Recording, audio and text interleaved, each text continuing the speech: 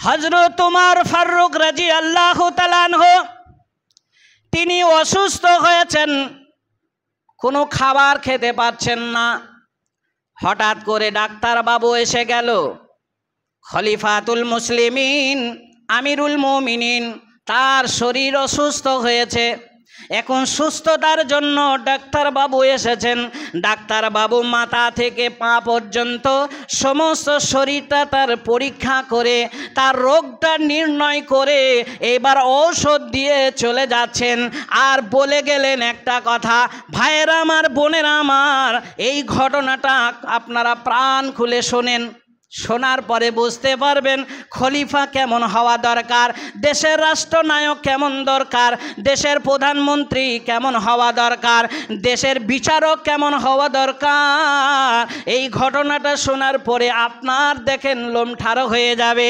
হযরত উমর ফারুক রাদিয়াল্লাহু তাআলা আনহুর ওই রোগটা নির্ণয় করার পরে এবার ডাক্তারবাবু একটা ঔষধ দিয়ে বলে গেলেন, এই ঔষধটা পানি দিয়ে খাওয়া যাবে না, এই ওষুধটা খেতে গেলে আপনাকে মধু দিয়ে মিশ্রিত অবস্থায় খেতে হবে।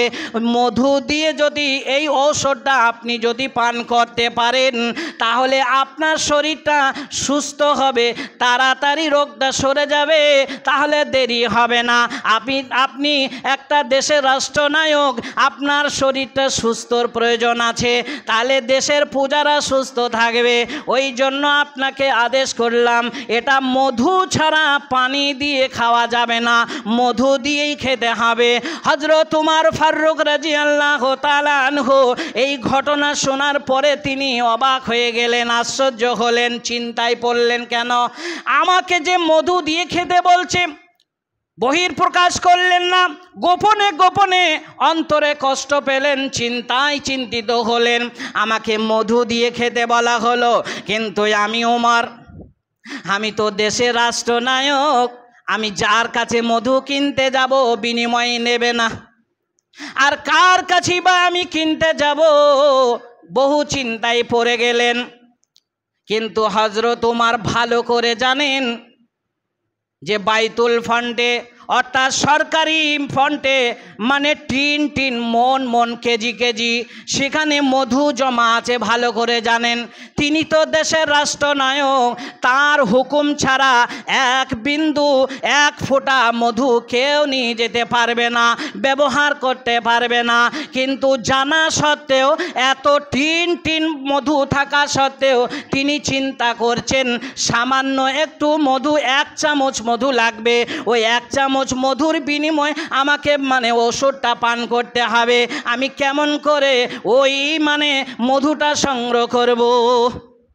ঠিক এই রকম দিন, পবিত্র জুম্মার দিন, অসুস্থ অবস্থায় থরথর করে কাঁপে, সেই অবস্থায় উমর থাকতে আর কে খুতবা দেবে?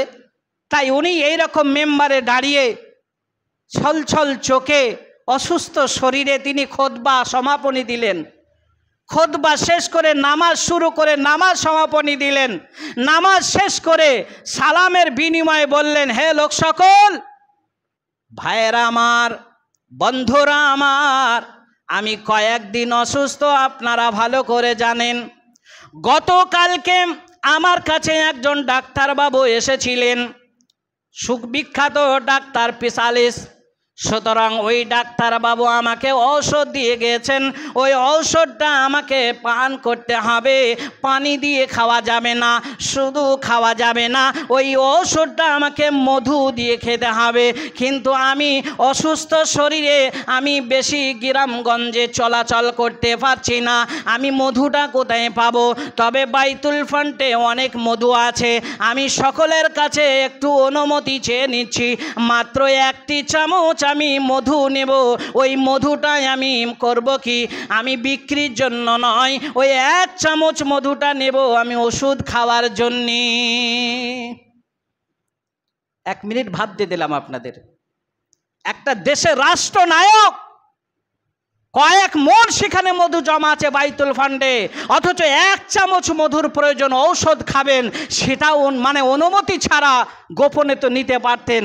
আর আমাদের নেতার তো কথাই নাই, 2 দিন আগে ওই ছোট ঘরটায় রেখে দে, আর 1 দিন আমার ছোট ভাইয়ের বাড়িতে রেখে দে, আর 1 দিন আমার মানে শ্বশুর বাড়ি পাঠিয়ে দে, বাকি যে 1.5 দিনটা আছে গোটা গ্রামের লোককে ঢেরে দিয়ে দে, দেখ মানে এই আঙুলে করে একটু ডুবি ডুবি যা হবে দিয়ে দে। এগুলো আমাদের নেতার। আমার বলার ইচ্ছা নেই, মুঝে মঞ্জুর নেই कि मैं तेरे शिकायत करो, मगर बात ही से बात आते हैं मैं क्या करो। ইচ্ছা ছিল না বলার, কথার মারফতে চলে আসে এক একটা কথা।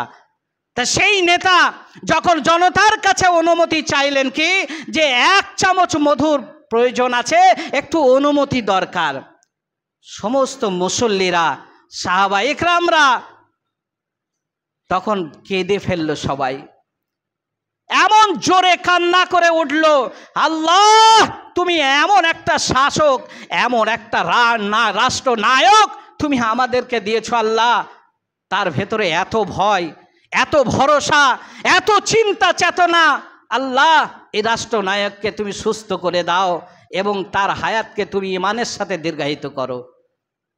আর অনুমতির প্রয়োজন আছে, সেখান থেকে অনুমতি নিয়ে 1 চামচ মধু নিয়ে তিনি ঔষধ পান করলেন। ভাই ও বন্ধুরা আমার,